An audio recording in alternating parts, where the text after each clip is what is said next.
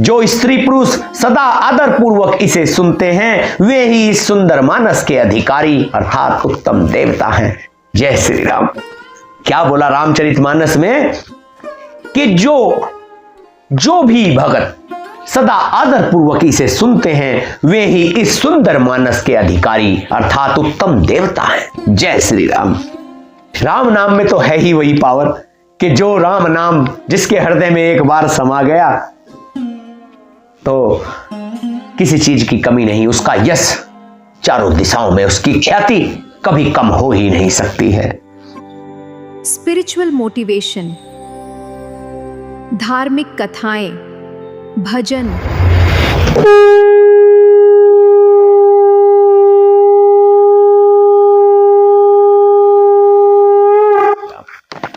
दिव्य वाणी के इस पावन मंच पर आप सभी का हार्दिक स्वागत है। आइए कथा प्रारंभ करते हैं। बालकांड का पहला विश्राम। राम कथा कलयुग में सब मनोरथों को पूर्ण करने वाली कामधेनु गाय है और सज्जनों के लिए सुंदर संजीवनी जड़ी है। पृथ्वी पर यही अमृत की नदी है, जन्म मरण रूपी भय का नाश करने वाली और भ्रम रूपी मेढकों को खाने के लिए सर्पनी है। यह राम कथा असुरों की सेना के समान नरकों का नाश करने वाली और साधु रूप देवताओं के कुल का हित करने वाली पार्वती अर्थात मां दुर्गा है। यह संत समाज रूपी क्षीर समुद्र के लिए लक्ष्मी जी के समान है और संपूर्ण विश्व का भार उठाने में अचल पृथ्वी जी के समान है। बोल श्री रामचंद्र भगवान की जय। यमदूतों के मुख पर कालिख लगाने के लिए यह जगत में यमुना जी के समान है और जीवों को मुक्ति देने के लिए मानो काशी ही है।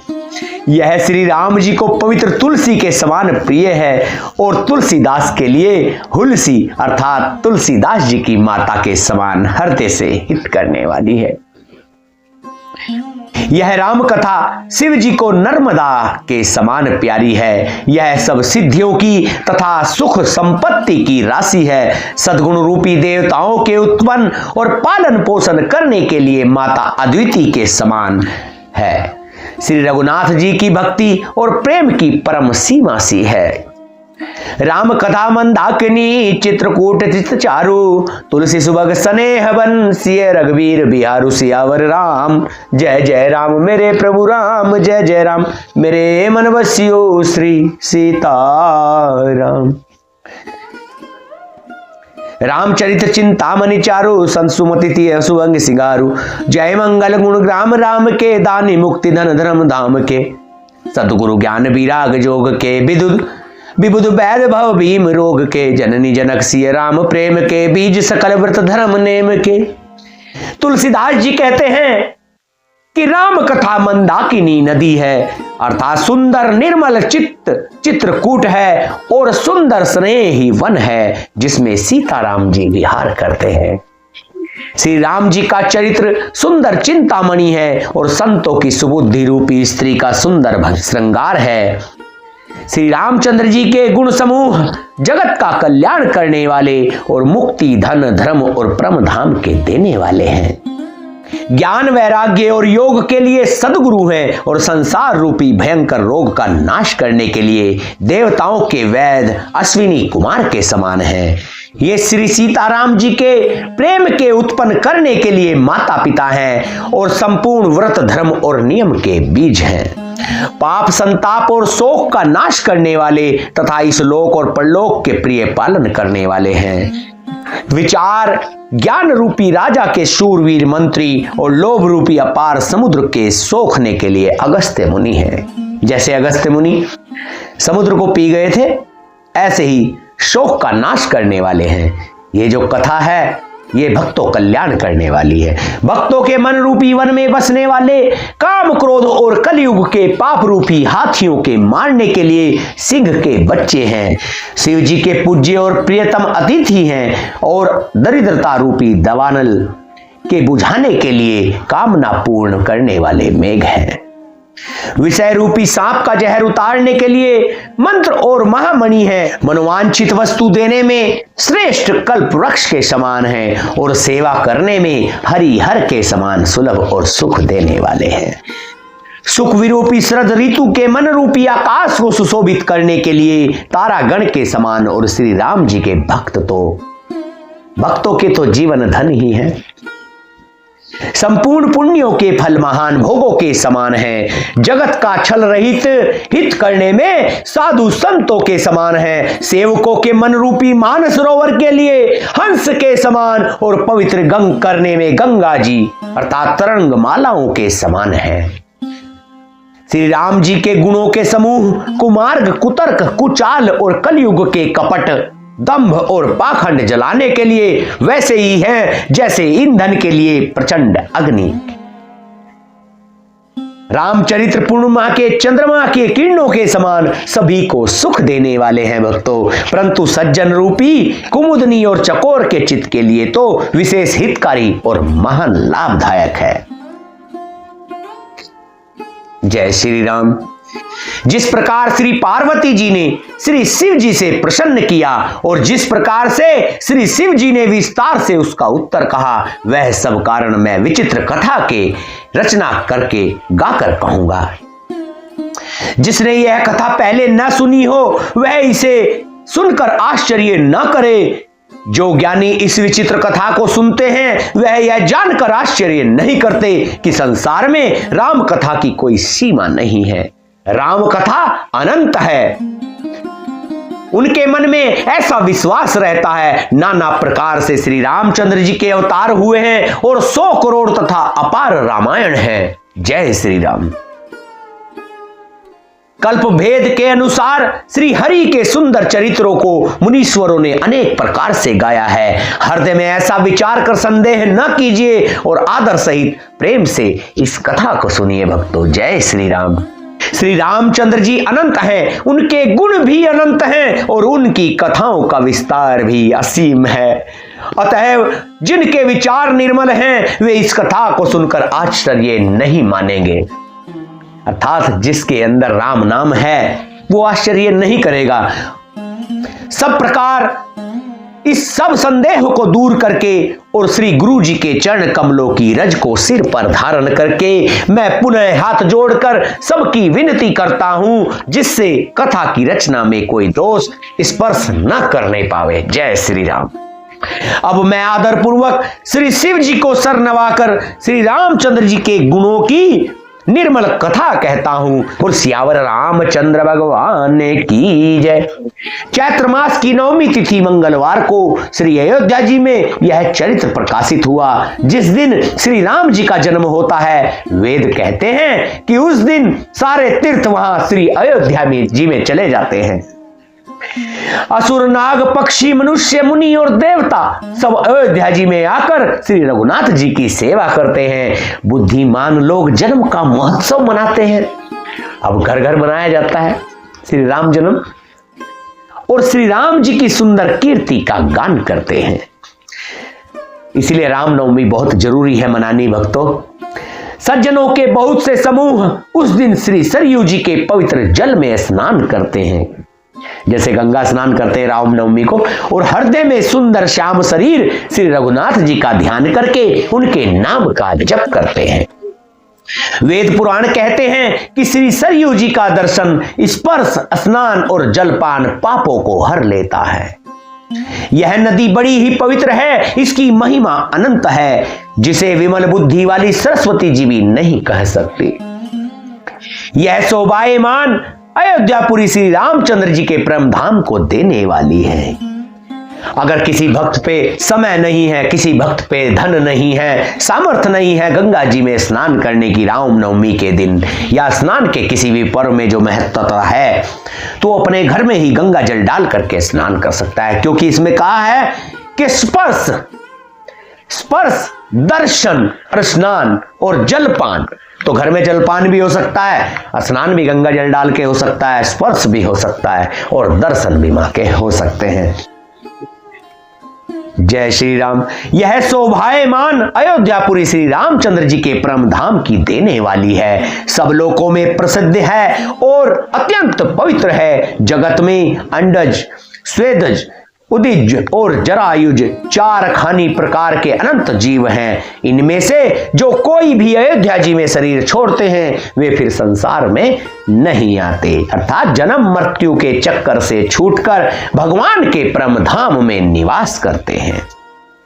इस अयोध्यापुरी को सब प्रकार से मनोहर, सब सिद्धियों की देने वाली और कल्याण की खान समझकर मैंने इस निर्मल कथा का आरंभ किया, जिसके सुनने से काम, मद और दंभ नष्ट हो जाते हैं। इसका नाम रामचरितमानस है। जिसके कानों से सुनते ही शांति मिलती है, मन रूपी हाथी विषय रूपी दानव दल में जला जा रहा है, वह यदि इस रामचरितमानस रूपी सरोवर में आ पड़े तो सुखी हो जाए। जय श्री राम। अर्थात अगर किसी का मन प्रभु शरण में नहीं लगता है, इसमें साफ लिखा है कि वह रामचरितमानस रूपी सरोवर अर्थात कथा में मन को अपने 10 मिनट अगर लगा ले तो वो सुखी हो जाए। जय श्री राम। यह रामचरितमानस मुनियों का प्रिय है। इस सुहावने और पवित्र मानस की शिव जी ने रचना की। यह तीनों प्रकार के दोषों, दुखों और दरिद्रता को तथा कलयुग की कुचालों और सब पापों का नाश करने वाला है। भक्तों, श्री महादेव जी ने इसको रचकर अपने मन में रखा था और सुअवसर पाकर पार्वती जी से कहा। इसी से शिव जी ने इसको अपने हृदय में देखकर और प्रसन्न होकर इसका सुंदर रामचरितमानस नाम रखा। मैं उसी सुख देने वाली सुहावनी राम कथा को कहता हूं। हे सज्जनों, आदर पूर्वक मन लगाकर इसे सुनिए।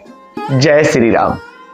यह रामचरितमानस जैसा है, जिस प्रकार बना है और जिस हेतु जगत में इसका प्रचार हुआ भक्तों, अब वही सब कथा मैं श्री उमा महेश्वर का स्मरण करके कहता हूं, अर्थात शिव जी का स्मरण करके कहता हूं। जय श्री राम।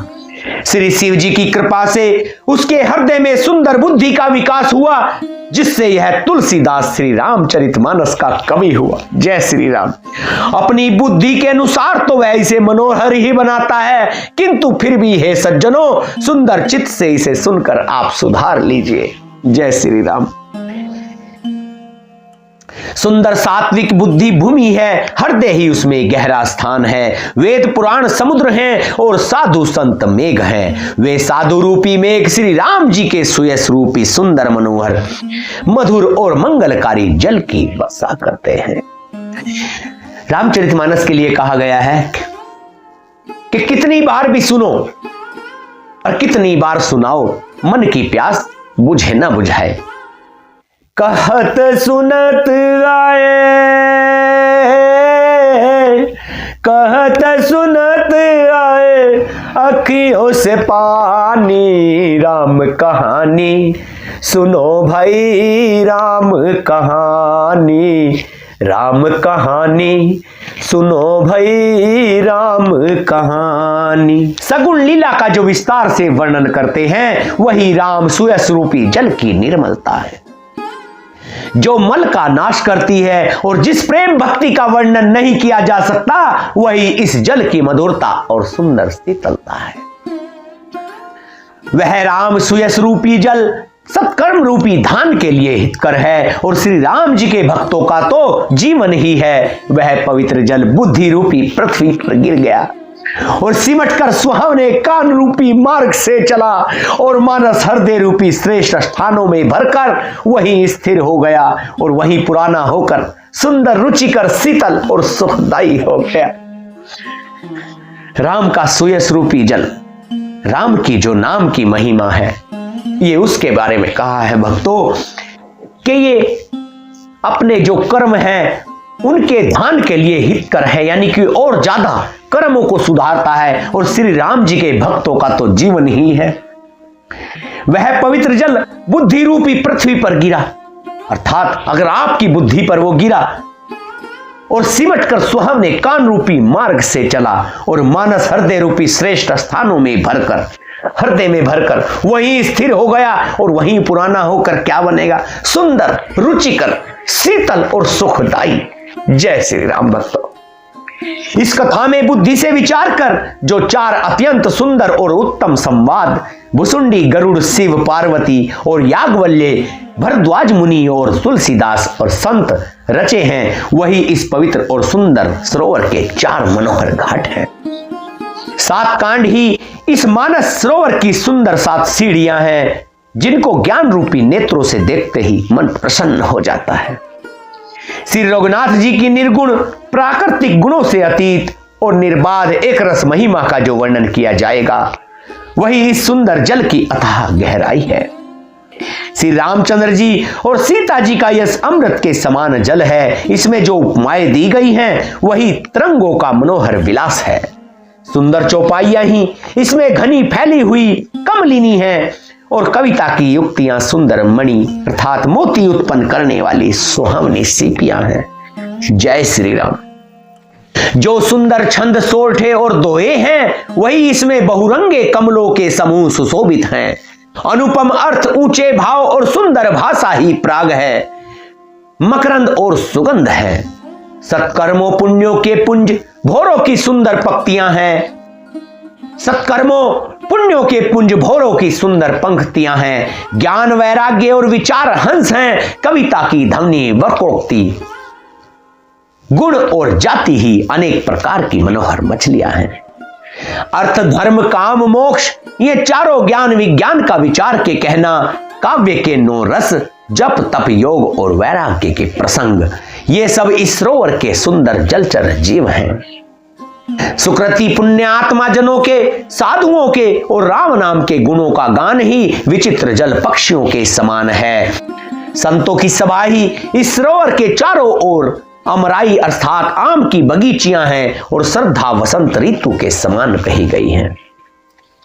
नाना प्रकार से भक्ति का निरूपण और क्षमा, दया तथा दंभ लताओं के मंडप हैं। मन का निग्रह, यम, नियम ही इस ज्ञान रूपी फल का रस है, ऐसा वेदों ने कहा है। इस रामचरितमानस में और भी जो अनेक प्रसंगों की कथाएं हैं, वे ही इसमें तोते, कोयल आदि रंग बिरंगे पक्षी हैं।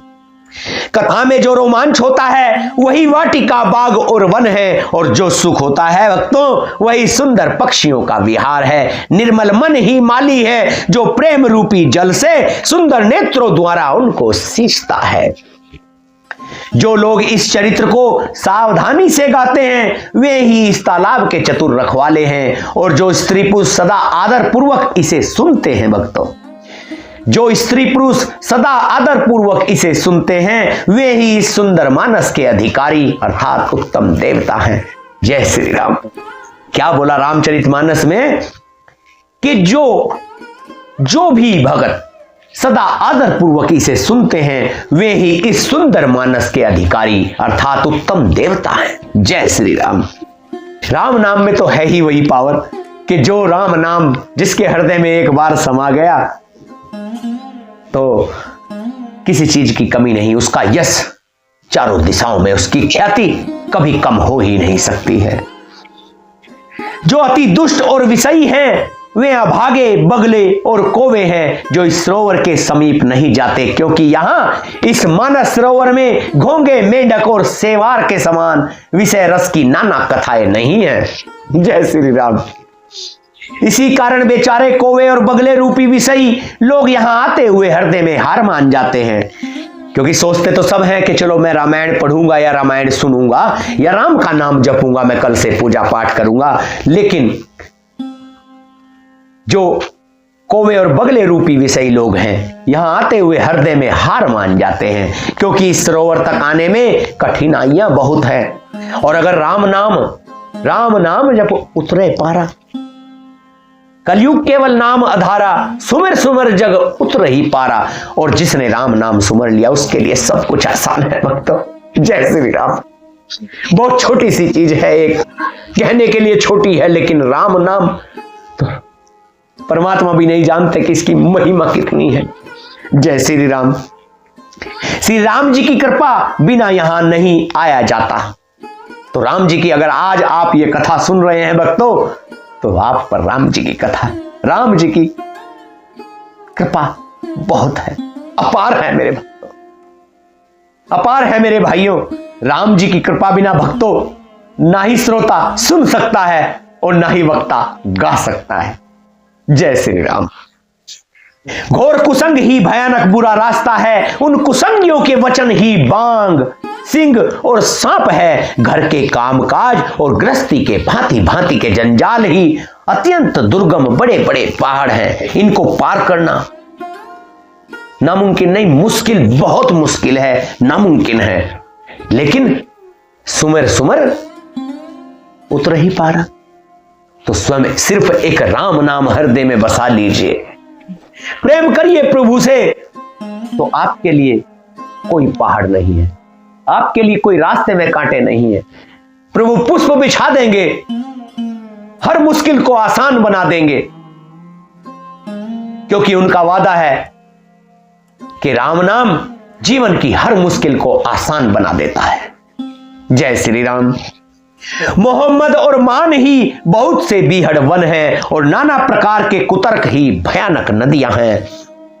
जिनके पास श्रद्धा रूपी राह खर्च नहीं है और संतों का साथ नहीं है और जिनको रघुनाथ जी प्रिय नहीं है, उनके लिए यह मानस अत्यंत ही अगम है। अर्थात श्रद्धा, सत्संग और भगवत प्रेम के बिना इसको कोई पा ही नहीं सकता है। बोल सियावर रामचंद्र भगवान की जय। रामायण जी को इसी प्रकार सुनने के लिए इस दिव्य चैनल पर बने रहें। 61 पेज हो चुके हैं भक्तों, 62वें पेज से कल शुरू करते हैं। जय श्री राम।